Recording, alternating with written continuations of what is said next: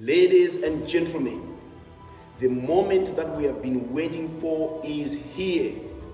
The cup is finally here. FIFA World Cup Qatar 2022. It has come to us much earlier than World Cups come. They normally come in the summer. Here we are, right, in November, and the cup has started this morning. Qatar took on Ecuador in a game that I was not just disappointed by, but surprised by, and we explain why that is. A number of things we have to address before we dive into the show, before we dive into the football itself. FIFA and Qatar. Controversy. It wouldn't be the World Cup if it wasn't controversial, but I want you to still kind of hold on to hope, because I'll tell you what, the last 3 World Cups, as we were leading up to them, though the controversy may have been different, there was still this idea that the cup in that space, in that place, was not going to work, right? So in South Africa, we said the same thing. We went to Brazil, we said the same thing. We were in Russia, we said the same thing. All those 3 World Cups ended up being banging. Now, I'm not saying that this will automatically work, but I am saying that let's hold on to hope, right? Brazil in form, Argentina in form are still there. France still there, so let's hold on to hope. But I do want to talk a little bit about the controversy. FIFA President Gianni Infantino gave an interview. I think it was yesterday. It was a pre-World Cup interview. Normally, those are quick briefs that don't last any more than 15 minutes or so, right? To say, all right, we're here, everyone, let's get going with it. But Infantino decided to use this moment to vent. He said he's been listening to a lot of things that have been said about the Cup. He's been listening to a lot of things that have been said about FIFA. And quite frankly, he was very, very disappointed. And he goes into this crazy monologue. Because this show is never just about football. This show is about helping us understanding how humanity works. This show is about helping us understand human sociology, the movement of the peoples around the world. Soccer is an incredible sport in helping you see that. The World Cup in particular is really interesting in that regard. And so the president shares what he shared. All Western media is absolutely flabbergasted, but the media from the other side of the world cheers him on. Wait a minute. So what just happened there? I have heard a lot of people that don't even know about the many things, the different things, the intricacies of the things that have taken place in Qatar, just regurgitate the information that Western media in particular is sharing. I want us to take time with these things, right? Because of course there are things that are challenging in the Middle East. Of course there are things that we don't that we wouldn't like and we wouldn't support, but there are certain things, there are numbers, there are statistics that are being shared out there that if you just pause for a moment and ask yourself the question, who is asking this question and why might they be? There, a whole world opens up for you. And so, a couple of weeks ago, I was watching a little documentary that Gary Neville, former Manchester United defender, he is a soccer pundit. He'll be a kind of guy that will be deep in criticism over what has happened in a place like Qatar. Gary Neville took a trip to Qatar himself. And out of that trip, they produced a documentary that was very eye-opening over some of the things that have been said. For instance, there's been said that there are thousands of people that have died in the construction of these World Cup stadiums.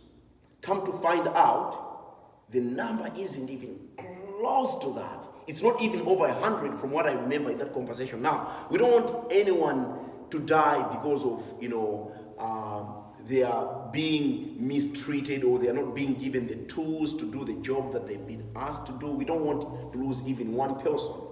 But to go in the thousands and then to find out that it's not that at all raises a lot of questions. The questions that we should be asking should include who is asking this and why might they be saying it, right? You don't take anything from Fox News at face value. You don't take anything from CNN at face value. You don't take anything from BBC at face value. You ask them, you get to know the organization. So I want us to do a little bit of the harder work, because some of the hate that we're finding out there, some of the hate that we're hearing about Qatar, I would just go on and say, may not necessarily be founded. Now, there are some serious human rights things that I think should be talked about, and here's where I hold my hope. I hold my hope on the fact that when human beings take the time to get to hang out with each other like they will do for this next 4 weeks, that certain things begin to change in that place. So it is a good thing that a World Cup is actually being hosted in a place that maybe some people may think isn't deserving of hosting a World Cup. And if we want to talk about things like migrant workers, right? There's a lot of things that we can talk about if we go from nation to nation over that. And so let's not be so quick to be hypocritical. Let's not be so quick to be hypocritical. I will say also, it's interesting that when you begin to peel that onion, there's a very interesting onion, this one. When you begin to peel it, you begin to find things like Kuwait in association to Qatar. And when you start to ask questions about Kuwait in association to Qatar, you begin to see the Gulf War. And so now you're going to a whole other place, but it's the same place, right? And when you begin to see it, you begin to see football money and how football money begins to travel. If you begin to see it and you're really critical, then you can't actually watch the English Premier, because suddenly you begin to see Russian oligarchs at play. And suddenly you begin to see clubs like Chelsea. Suddenly you begin to see how money works and how Saudi owners work and how American owners work when they come into a country. It's a very interesting onion, this one. And so what I'm asking us to do is I'm asking us to not be fragile, but to ask the deep, difficult questions even as we enjoy the cup. Fun storylines concerning the football itself. Messi's last World Cup. We have Ronaldo's last World Cup. Potentially and very, very possibly Neymar's last World Cup. Obviously, Messi and Ronaldo, I mean, there are a lot of people out there who would hope that one of them wins the cup and that becomes the exclamation mark to what their careers have been. Ronaldo comes into the tournament out of form. He hasn't really been featuring much for Manchester United. As a matter of fact, he comes into the cup from a lot of controversy himself, because this past week there was an interview that was aired by Piers Morgan, that was done between Cristiano Ronaldo and Piers Morgan, where Ronaldo not only criticized the American owners of Manchester United itself as a club, the young players at Manchester United, and so that whole thing has gone so high up in flames that it is rumored that Man United are actually considering terminating Ronaldo's contract and on top of that suing him. So Ronaldo comes into this tournament in that way. Not only did he criticize United in that interview, he also had thrown some criticism towards Portugal. So that's very interesting, and how the Portuguese media has treated him, how everything that happens is always his fault, and there's a lot of it that was actually fairly heartbreaking. And so that's another one. The Gary Neville one is one interview to check out. Messi, as many of you might know, he just moved from PSG just moved from Barcelona to PSG, last season. last season had a really difficult season. He is in great form right now. Unlike when he played for Barcelona, where he was their main scorer, at PSG he's been scoring goals, but he's actually been playing more for like an assist role, which is very suited for the type of game that he often plays for Argentina. So that is very, very interesting. Watch, obviously, for two cousins separated by an ocean. And yes, I mean the United States of America get to play against England this time. Interestingly, they get to play against Wales as well. And I want to just remind my American fans here, Wales are not going to be pushovers. England, you know, as you come into the England game, even though both the United States and England, I might say, are coming to the tournament out of form, obviously England is going to be England, and Iran will be very interesting. Right? Iran will be very interesting. It'll be a much more fun game than you think. If you want to think about it, remember when the United States played against Algeria at about, I think it might have been 2 World Cups ago. The feeling of the game will be like that, and so be prepared for a really good game, and be prepared for to play in a really, really, really good group. Favorites for this World Cup, you have to say that Brazil and Argentina are the two most informed teams that can really do something. Portugal is well balanced, don't get me wrong. They might not even start Cristiano Ronaldo. In fact, it is very likely that Ronaldo will not start, but they are a very well balanced team. Argentina has had an incredible winning streak. They're just coming out of winning that South America, the Copa America trophy, so they're coming in feeling really good about themselves. Yeah, it's a very good team. It's a very good team. I'll analyze them more, and I'll kind of name them a little bit more player by player, but they're coming in form, and they're a very, very, very good team. I will say, however, that if I was going to take all the emotions out of it, I must say that I can see the winner of the trophy I can see most clearly for me would be Brazil. Because not only are they balanced, right? Brazil has 2 keepers that are world class, that are arguably among the top 3 goalkeepers in the world if you consider Thibaut Courtois' form, right? So the keepers in Alisson and Ederson, excellent. Both of them have won a lot of things in their careers. Thiago Silva playing at the back, and you have a decent back line. You have a very, very, very good midfield,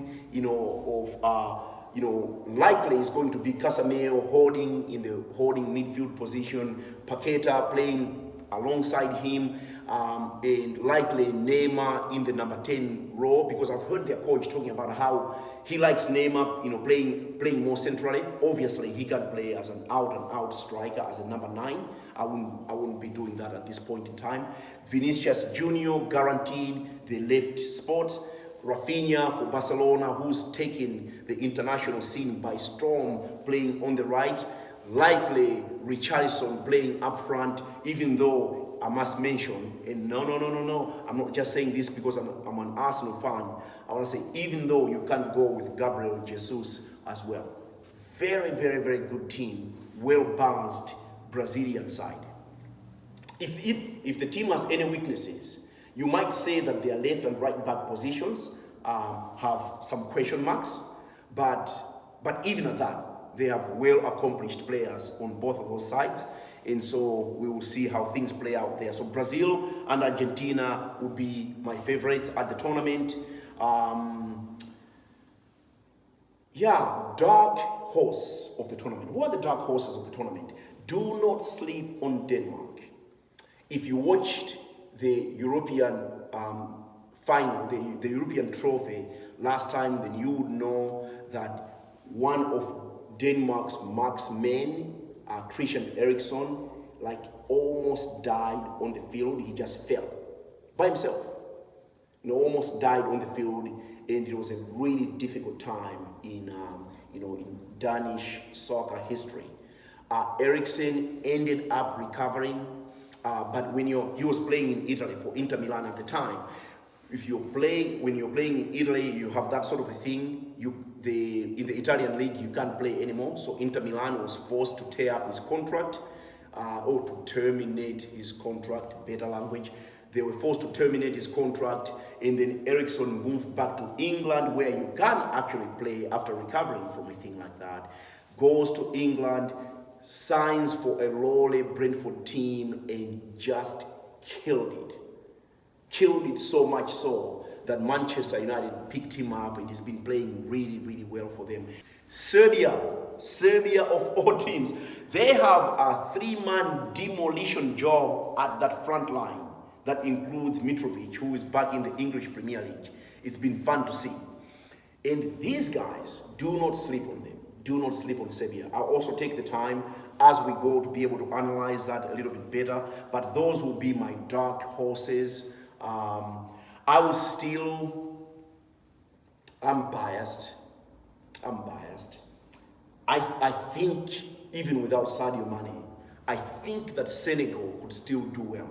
They have a lot of great pros playing for Senegal, and so I look forward to see what they will do. And obviously, it's very, very sad that both Mo Salah and Mane won't be gracing this tournament after they had laid their teams at the African Cup of Nations so amicably. So let's go to the game. The game itself this morning, it might have been evening for you, was a little disappointing, right? And surprising to me. I don't think that Qatar is actually a bad team. I just think that they just played with handbrakes on, right? Yes, they are coached by a Spanish coach, so pass is the name of their game. There were so many occasions in that game where I felt like, why don't they just play that more directly? And if they went more directly and utilized some of the pace that they have up front, they could have asked some questions of Ecuador. But they just played the whole entire game. And of course, Saad El Sheikh had such a nightmare in goal for them. He might be trending on Twitter, and he's having a rough go at it. And so it's very, very, very difficult for Qatar. Qatar, though, Qatar is a very good team. They were the winners of the 2019 Asian Cup, and so they are no pushovers. They, unlike any other national team, in most, they've set up their thing a little bit differently. They have an academy called the Aspire Academy. And at the Aspire Academy, many of these players that are playing right now have essentially grown up there. Some of them played there, they were developed there, they went on to play for teams in Qatar. Then they got sent overseas, got to play for other teams overseas, came back to Qatar, so that right now everyone that's playing on that team actually plays in Qatar. And here's a unique thing about their academy. It almost functions like a club team, where all those players that play for the national team come back to the academy weekly. So their coach has been able to see them for a long, long time, has been able to groom them and prepare them for a long, long time. They need to play without handbrakes. They need to play more direct. The amount of time where they send the ball back today, where I feel like, man, you're in. You broke the line, you're in. Why are you going backwards? We call that tippy-tappy football. Too much tippy-tappy stuff. Ecuador, what a great showing by Ecuador, right? Which again is a really, really good team. Ecuador has now gone 7 games with clean sheets, which means that they have not conceded a goal in 7 games. That is really good defensively. Up front, of course, they are dangerous on set pieces. And if you're a fan of the English game, then you remember the goal scorer today with 3 goals, one of which was disallowed as an offside call, Enner Valencia. Enner Valencia used to play for West Ham, and both West Ham and Everton, as a matter of fact. Though it didn't pop as much as he pops on the international scene, Enner Valencia is a really good player and is incredible in the air. Exhibit A, the second goal. And so Ecuador made a good showing of themselves. As for Qatar, unfortunately, they have become the first team to lose their opening game at the World Cup as hosts. So it's just a very difficult mantle to take on. So that is the World Cup so far. I want you to do some research around the FIFA and the Qatar controversy. Look at it by yourself. I want you to look at the many fun storylines that we have going on, i.e. the Ronaldo and Messi thing, obviously the United States, England thing, and so many storylines. I want you to consider for yourself as you look at the teams who might come out of the brackets for you in your own understanding. Check those out. Maybe go through and watch some highlights of Denmark playing. Watch highlights of especially Serbia playing. And then, let's enjoy the cup. I have done this show and I've done some talking around the World Cup, so that we are not just focusing on the game itself, on the games that are being played, even though I will break things down tactically, but I also want you to use this as an opportunity to get to understand the way the world works better. Why, after Gianni Infantino, why is it that once he gives his speech, while the Western media is flabbergasted, the media from the other side of the world is cheering him on? That is massive. So enjoy the cup. Please, right now, click subscribe so that we are journeying together through this. It is going to be a really fun next couple of weeks. This has been your World Cup fan guide. My name is Noel Musicha.